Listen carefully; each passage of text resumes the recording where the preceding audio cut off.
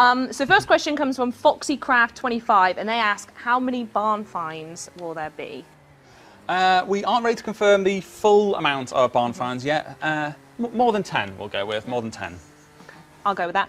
Also, can I drive, by the way? I've sat here long enough. Can I? Let me switch turn it on. this I think it should just connect. Let's use the fun one. Am I in? Am I in? It's not moving, Mike. Do I need to sync it? I don't know. No? Is this all a setup? I've been wanting to play this game for so long. And live on camera, I can't... I was driving with that controller like 10 minutes ago. It's not going anywhere. There you go, use that one. It's fine. Yeah? Yeah. Right, okay. We'll all sanitise afterwards, don't worry, everyone.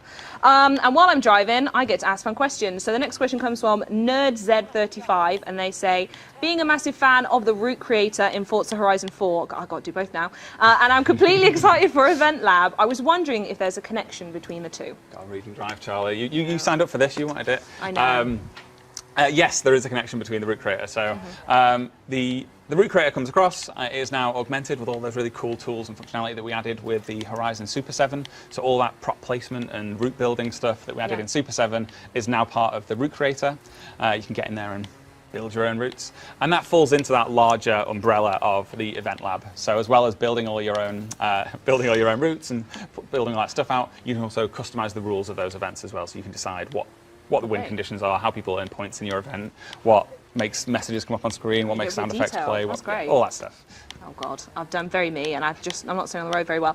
Okay, next question comes from Elf Romeo 53, and they ask, what's the process like for creating clothing items in a Horizon game? And thankfully for you, we literally have Pav in the room who can answer that better than anyone else. So Pav, what is that process? So for the clothing, we, like after it's chosen, we use a program called Marvelous Designer, which lets us make clothes more similar to how we do in real life. So we cut out like 2D patterns of clothing, and then this program will stitch them together and simulate the folds. Okay, that must be really interesting, as you say, because there's so many different types of T-shirts and stuff. To use that as an example, you mentioned earlier in the stream, so there must be so many details in there you have to go through. Yeah, it's like a different way of thinking as well to what we used to do, which is just sculpting the folds ourselves. Wonderful, love it. Oh, I've missed my turn in, right? That's because I was thinking about the next question. No, I'm following the route. You put a route down. The next question comes from Black Hat Gaming, and they ask, will the car collection feature be integrated into the auto show, or will it just be two separate features? They are related features, so I think it's more the other way. So the auto show kind of exists as it is, but if you're in the car collection, there is the option to quick buy any cars that are in there, so you can just quickly add them to your garage so you can complete those little corners of your car collection. Wonderful, love that. Next question is comes from a very good name, which is Hamburgini, and they ask, do Horizon stories feature new or returning characters? So I think we mentioned that before, but in case anyone's just joined the stream, Kelly, yeah, is there new or returning characters in stories? Yes, so as we mentioned, V10 has Mike Steele, Frankie Beaumont, and Borfast will have Jamin returning. Wonderful, big fan already. Next one comes from Scrappy Dingo, and they ask, are there any new activities in the festival playlist or exciting ones that have changed? We did speak about I think there was one just before we left actually that Mike, you hovered over. There was a treasure feature or something?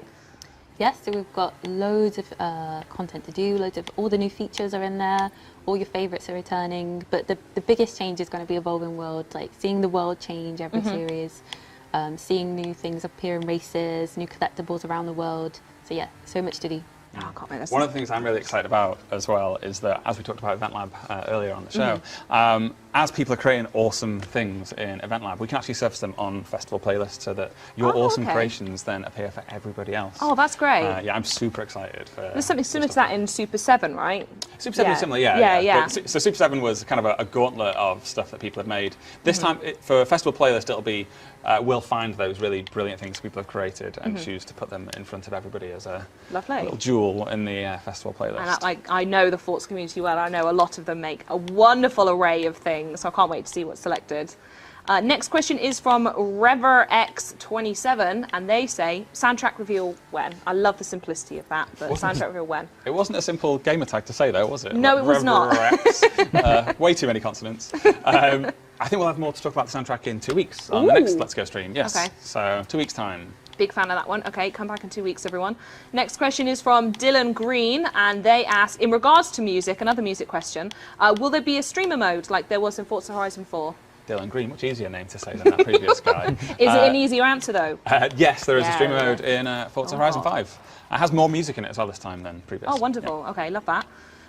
Next question comes from Royal Ryan, who says, has the smoke from drifting improved? Which, by the way, I love that these are the questions people ask, because there's like a level of like passion that is innate underneath that question that they would know the difference. I love it. Yes. So we actually have an entirely new VFX system in this game, which you'll have seen all over. We've talked about loads of examples of it, loads. No, that was excellent, Charlie. You saw a bit of drift smoke come up there. So the smoke now is not high resolution, it's more voluminous. It also interacts with tyre temperature more than it ever did before. So if you're playing in summer, it's hot weather, you get your tyres nice and hot and you throw it into a big drift, you'll kick up loads of smoke. If you're playing in winter or you're in the snow, because the tyres are cold and they can't really heat up, you will produce much less smoke.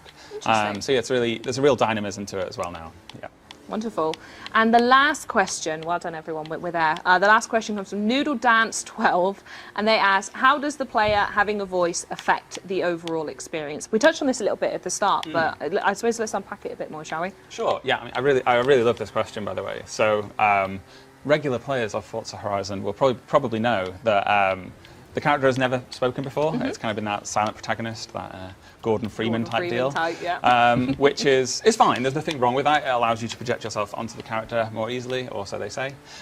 It creates a massive challenge when you're creating the other characters that have to interact with them, because those characters really just come off as really overbearing, because nobody ever has any interaction with anybody in which only one person speaks. Sure, yeah. And sometimes they would ask a question and then just kind of like assume the answer and then carry on. A bit like Dora the Explorer when she's like talking through the screen to you, going, yep, and then carries on. And it made writing fun, interesting, realistic characters very, very challenging.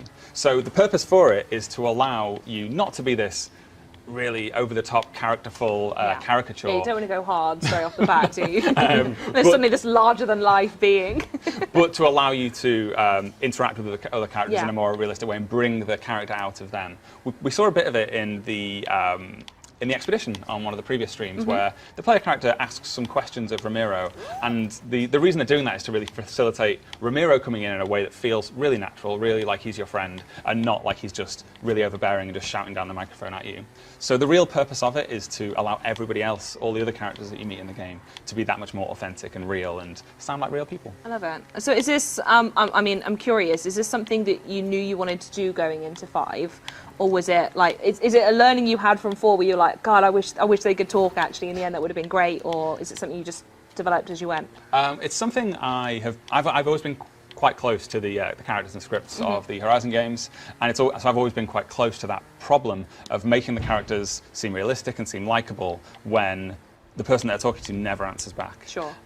Which I can tell you it's a really difficult thing to get right, to have them seem like really nice, likable people like you would meet at a festival, when you can't just go, yep, okay, got it, yep, I'll go do that, no problem. Yeah. Which is kind of the role of the player, to just go, okay, you've given me the objective, I'll go and do that. But by giving that player the voice, it's really opened up all those other characters to be that much more interesting and fun. Yeah. Yeah, I mean, it was certainly something that we wanted to kind of experiment with at the start, and I think it was actually in Horizon Stories where we played around with it first. And yeah, it was clearly making all of our other characters just that much more engaging and interesting, and so we became just flourished around it. Oh, that's great. I love that. I got really distracted by a Jeep then. If you know, you know. But at this point, I feel like I should probably put the controller down, because otherwise I